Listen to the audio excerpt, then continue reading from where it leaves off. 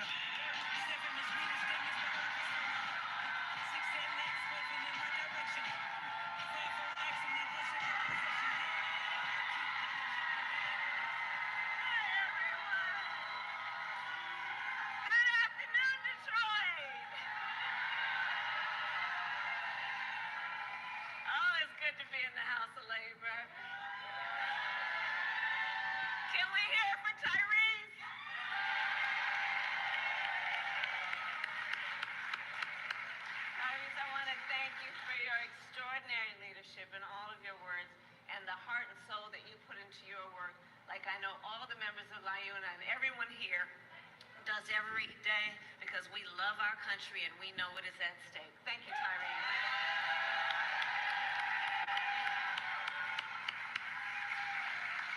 So it is so good to be with so many incredible leaders and elected officials who are here.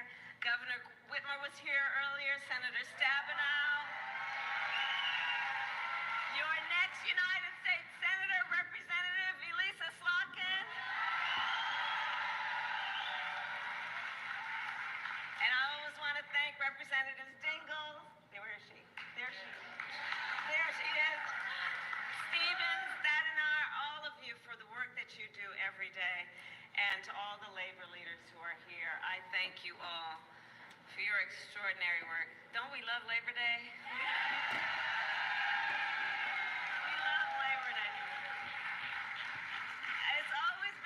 Right? The way we celebrate Labor Day is we know that hard work is good work. We know that when we organize, when we bring everyone together, it's a joyful moment where we are committed to doing the hard work of lifting up America's families. And I want to thank everyone here for that work and the way you do it every day, including General President Booker of the Laborers, President Payne of UAW, President Pringle of NEA, President Slevin of the Utility Workers, and President Weingarten of the AFT.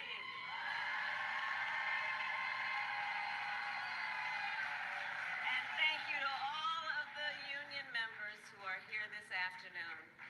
So, on Labor Day, and every day, we celebrate the dignity of work. The dignity of work. We celebrate unions because unions helped build America, and unions help build America's middle class. Our Trump supporters will never disappoint me. Across our nation, and it is true here in Detroit. Nearly 140 years ago, in this very city, 10,000 people marched in one of our nation's first Labor Day parades.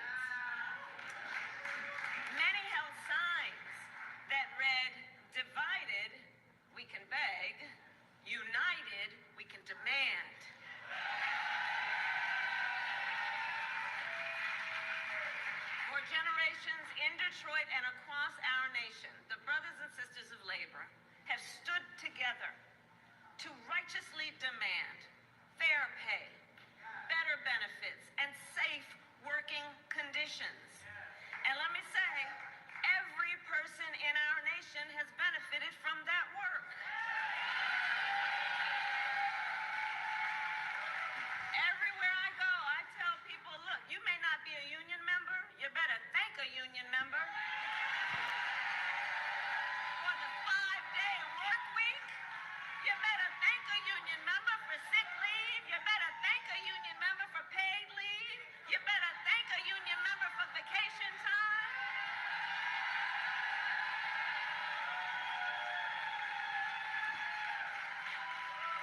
Because what we know is when union wages go up, everybody's wages go up. When union workplaces are safer, every workplace is safer. When unions are strong, America is strong.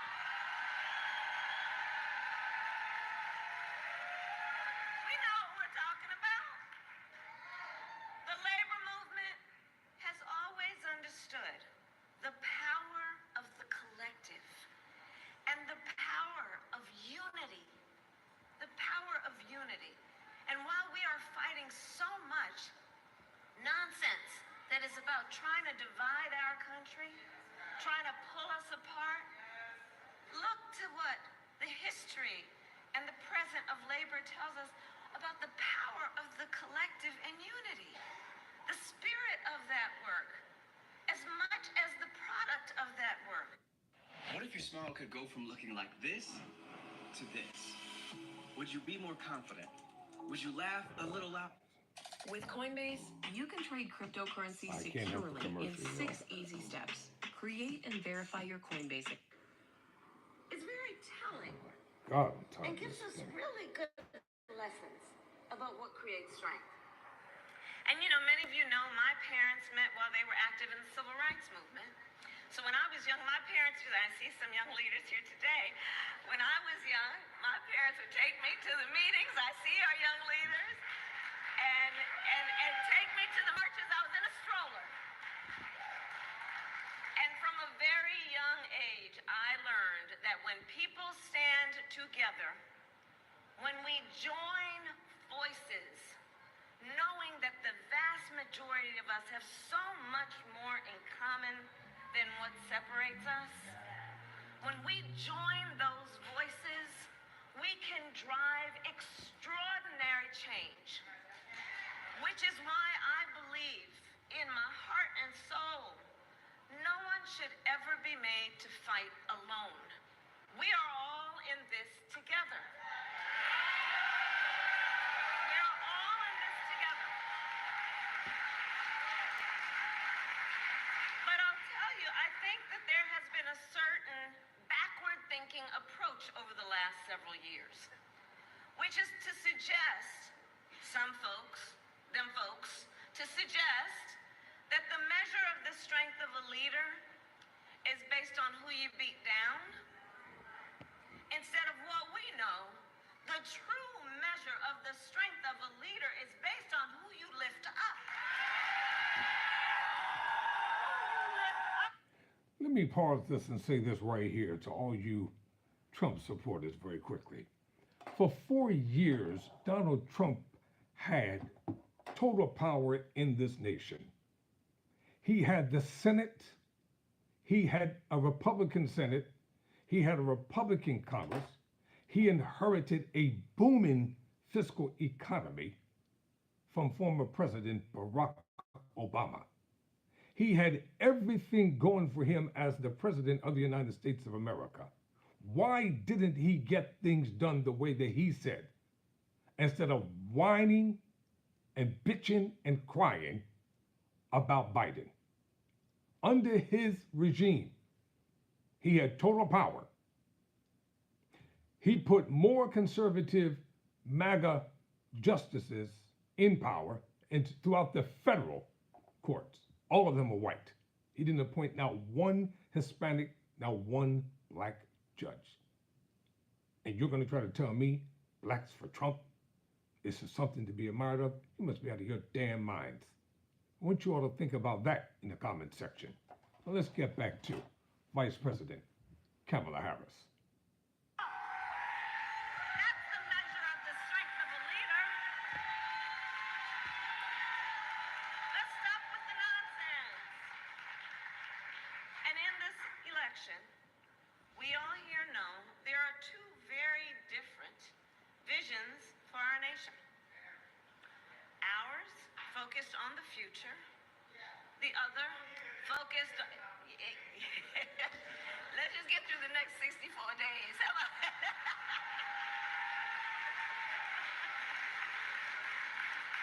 And ours, yes, my dear brother, is focused on the future, and theirs is focused on the past. And we fight for the future. We fight for a future where all people receive dignity and respect and opportunity for not just for some, but for all. That's what we are fighting for. And so we are 64 days out from the election day, and in Michigan, mail-in absentee voting starts in 24 days. 24 days. So this election and our fight is a fight for the promise of America. A promise. I love you. And ours is a fight for the promise of America, a promise of freedom, of opportunity, and justice, not just for some, but for all. But what we know is as we fight to move our nation forward, Donald Trump intends to pull us back to the past. But we're not going back. We are not going back.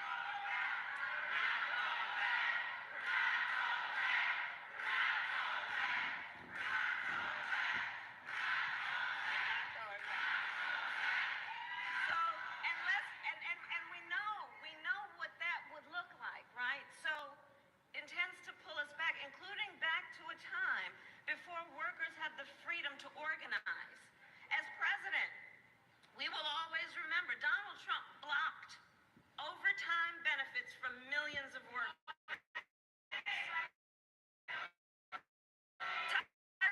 Tyrese talked a bit about this and opposed efforts to raise the minimum wage. He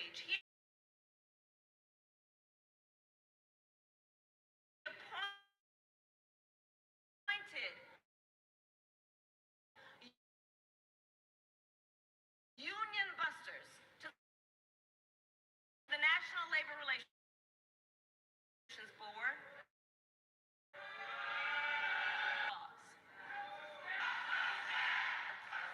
Here's the thing, we also know that if Donald Trump were reelected, corporations, he wants to impose what in effect is a national sales tax on everyday products and basic necessities that will cost, an economist has said this, that will cost a typical American family almost $4,000 a year.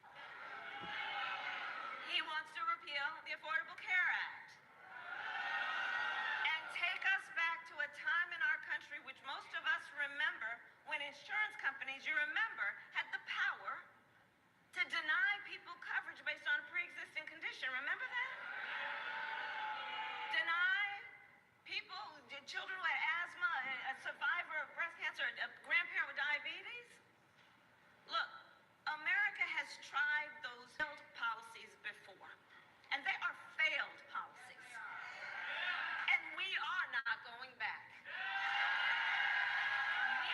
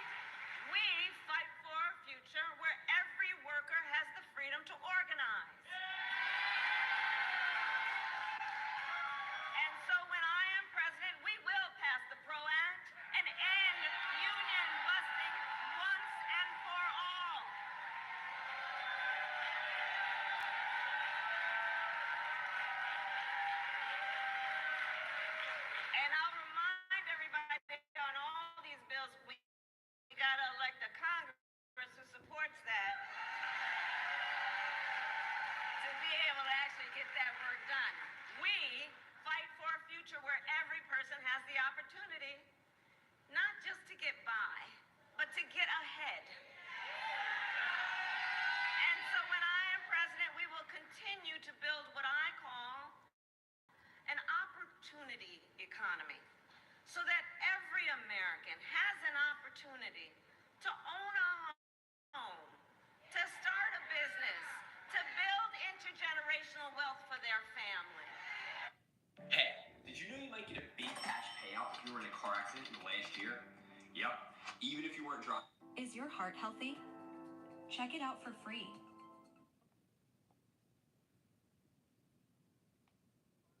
Where every senior can retire with dignity. And so when I am president, we will continue to defend Social Security, Medicare, and pensions, just like we have done.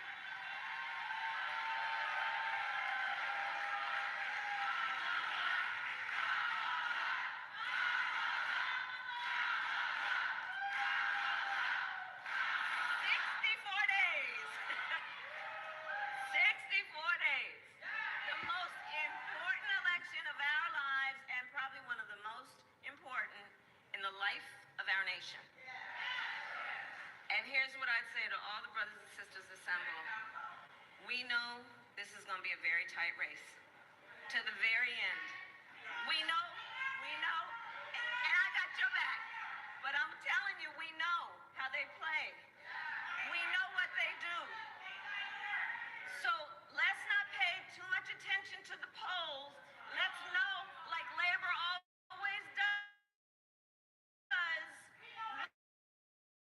we are out here running like we are the underdog in this race because we know what we are fighting for. That's why we know what we fight for.